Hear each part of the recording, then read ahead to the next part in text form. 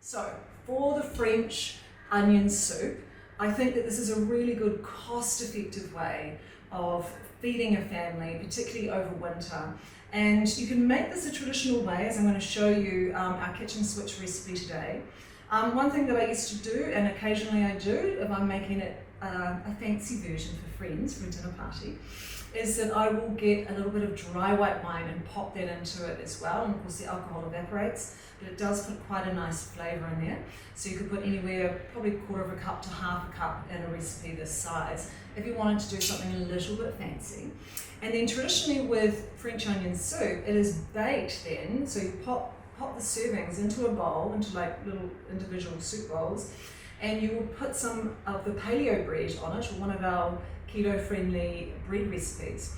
And then you could melt, if you weren't doing paleo, because I'm not 100% paleo, I like my cheese and a few things dairy, I would put Gruyere cheese on top, and you bake that, and oh my gosh, when that comes out of the oven bubbling, it's absolutely incredible. So there's ways of just doing, a simple, quick and easy French onion soup to feed the family. You can make it, you've got at least 4 servings out of this, and you can freeze some of those, but if you're on your own.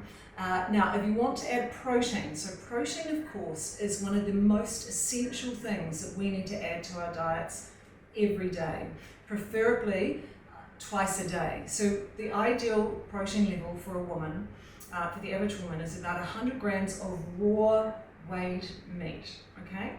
If we look at the actual crude protein, the amount of protein in meat, it's an average of about 23%. So you can kind of think, okay, well, I've got 100 grams of this protein, I'm getting around 23 grams of protein. And you're kind of aiming really to get up to that 50 grams of protein a day between that and some of your nut snacks and things like that. Men need to do 50% more. So a man would need 150 grams weight. Now, if you are exercising, you're going to need a lot more. So if you're doing this dish and you're not having added protein, now some options for adding protein to this would be braised oxtail, which would be beautiful. You could have slow-cooked beef cheeks, so you could just add that into it at the end. Make sure that the protein's cooked first, of course. And those sorts of things. You could even do roasted marrowbone and pop that in. I love marrowbone. Marrowbone has, basically the marrow inside is one of the most potent, richest, best forms of animal fat in the world. And of course we do bone marrow transplants. Why? Because it's incredibly important for the immune system. And also one thing that I've spotted over the years is that marrow fat really super bumps up ketones. There's something unique about it that is really good for bumping up ketones.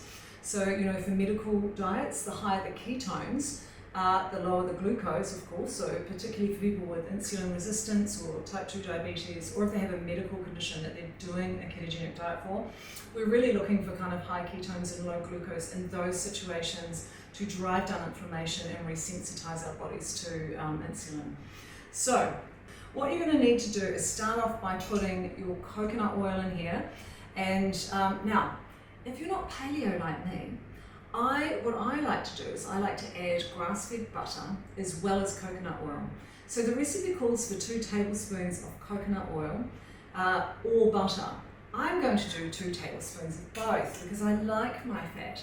And there's some benefits of adding both fats. So coconut oil, of course, is really high and is known for the benefits of FMCT, which stands for full medium chain triglycerides. And so there's 4 components in here. What is so unique about this fat is not only is it really, really anti-inflammatory, but it literally digests in a very unique way. It bypasses the usual digestive process and it stimulates ketone production instantly.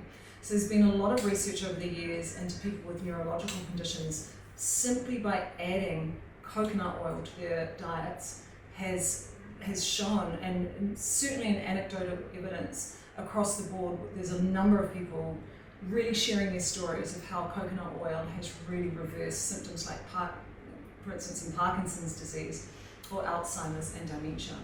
I could get into all the science as to why that will be occurring, but basically I believe it's to do with the ketone production. Okay, so as I said before, I'm a fan of healthy fat, including grass-fed butter.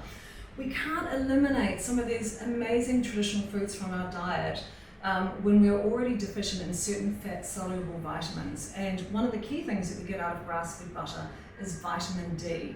And we have an epidemic around the world of vitamin D deficiency, particularly in the winter months when we're not getting out and getting our 10 to 30 minutes a day of sunlight. This was a major food when my children were growing up. My middle daughter used to sit on the bench as a toddler and literally grab handfuls. And it's so interesting that children will actually do that because they're literally going off instinct.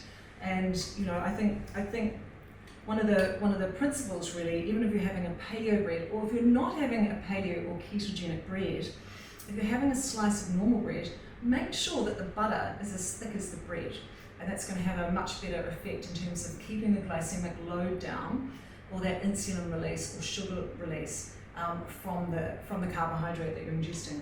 So the other reason I like adding butter to French onion soup is because of the flavour. You can't beat the flavour of butter, can you? So I'm going to put a couple of tablespoons of that into a pot, and then I'm going to add a couple of tablespoons of my cooking oil, which has had the flavour naturally distilled out of it, because we don't really want to put the coconut oil flavour in a French recipe. So that's really handy.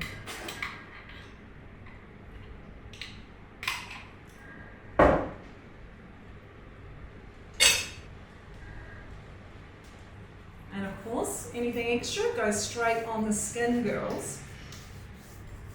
Okay, so the next thing I'm going to do is pop this on the stove and add 1.5 kilos of chopped onion, which is basically like a bag of onions.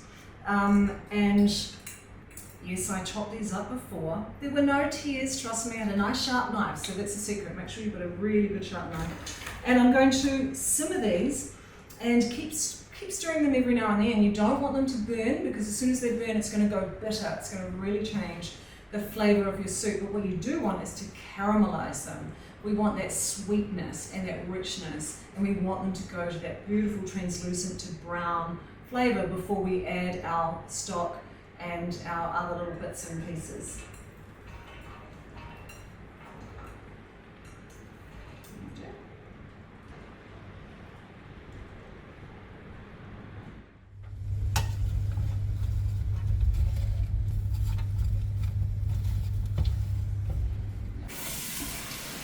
Right, so this is what you're looking for. You're wanting it to be brown.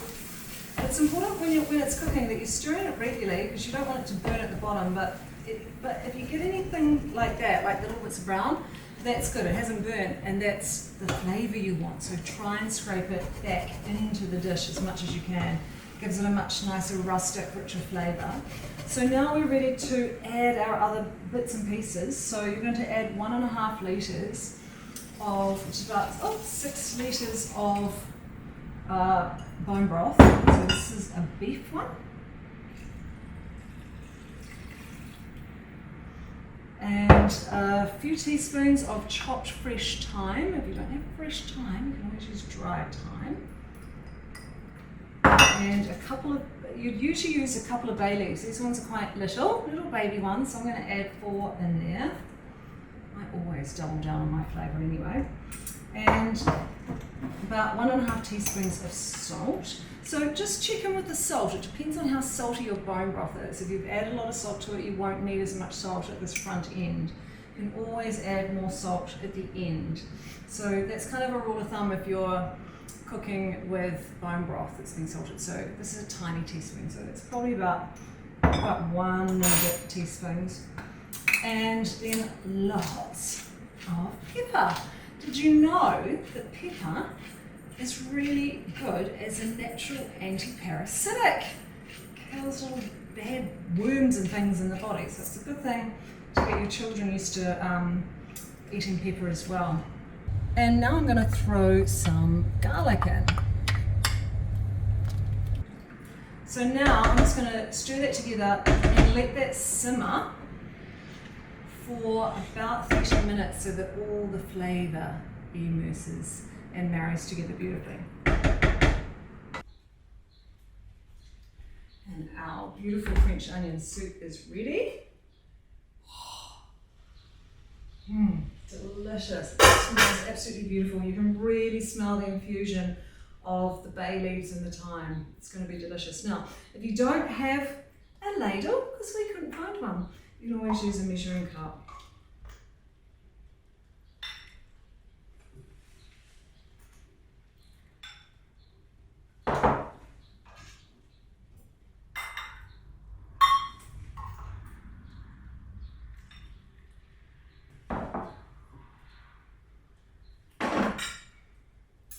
So as you can see, you get a lot of meals out of this. So it's a really good, inexpensive way of creating a meal for the whole family. And of course, as I said earlier, you can always add braised oxtail or beef cheek or anything like that into this as well to have added protein. Otherwise, if you're just going to eat it this way, I suggest one of my big tips for the day, because we want you to keep your protein up as well, is to maybe have some sort of serving as a protein serving as one of your snacks. It could be, if you're on a really tight budget, it could be a tin of wild caught Atlantic salmon.